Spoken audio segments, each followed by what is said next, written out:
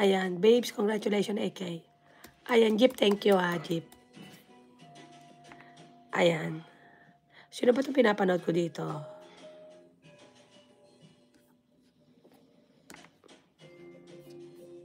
Ito si Jeep.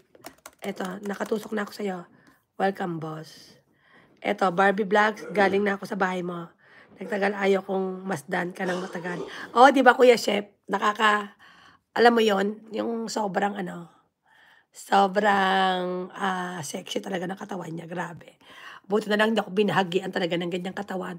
Or else na kumakapit bahay, maduduling talaga kayo. Oo, kasi ibibilad ko talaga yung kaseksyan ko talaga. Kuya Chef Kalugaw. Kuya Chef Kalugaw, teka muna, may tanong ako sa'yo. Nung nang babae ka, hindi ka na babae uli? Oo. Hindi mo na inulit? Parang hindi mo na kasi alam mo na chef kaya pala nawala ka na kay Barbie. Baka mahulog na naman ako sa maling tao. Teka muna, paano mahulog sa maling tao? Bakit? Mali ba yung nagkaroon ka ng babae? Mali ba yun? Yung nagkaroon ka ng babae? Parang iniisip mo ba na pagkakamali mo yon? Siyempre yung pambababae, hindi naman pagkakamali yun eh. Ginusto mo yun eh. O, teka muna, lilinawin ko yan, kuya. Kuya Chef, Kalugaw. Teka muna, yung pambababae mo, hindi pagkakamali yun ginusto mo yun. Oo, hindi lang yung basta na kita mo yung babae, ayan na, kayo ng dalawa. Siyempre may mga ligaw-ligaw yon tapos may landian na nangyari. Oo, hindi tapos sasabihin mo ngayon maling tao, parang hindi naman ata tama yon. Sasabihan mo yung naging jowa mo dati na maling tao. Parang feeling ko yung babae.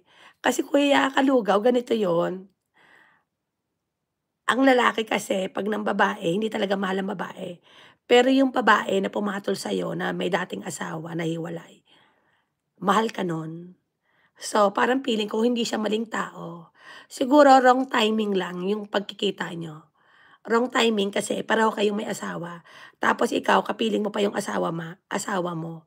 Pero siya, hiwalay na siya sa asawa niya. So, ibig sabihin, hindi maling tao yung babae na yon. Parang feeling ko, naging wrong timing lang yung pagmi-meet nyo. Wrong timing lang. At saka kasi nga, ikaw, hindi mo siguro siya minahal. Parang yun nga, parang sinabi mo maganda lang talaga. Kaya sa mga lalaki dyan, huwag paglalaruan yung babae. Pag hindi nyo gusto, huwag yung papatulan. Oo. Hindi na idol. Good boy na ako, nakasira ng negosyo at magulo ang buhay. Ibig sabihin nagulo ba yung binegosyo mo? Bakit nagulo yung binegosyo mo? Ano nangyari? Ginastosan mo ba yung babae? Akala ko ikaw ang ginastosan ng babae.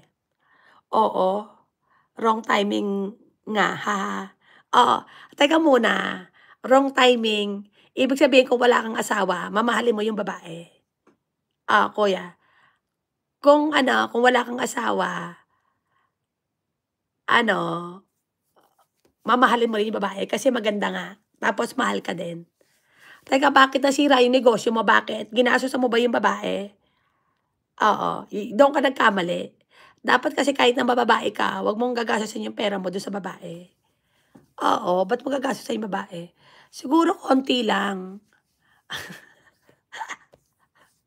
Siguro gagastusin mo yung babae konti lang kasi may asawa ka, eh. Siya naman wala siyang asawa, 'di ba? Oh, ayan.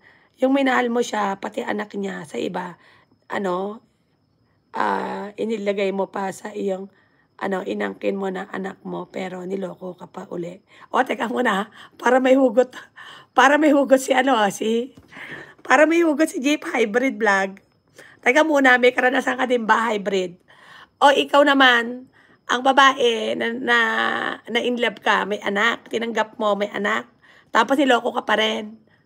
Or ano yung wrong person yon. Oo, wrong person yon.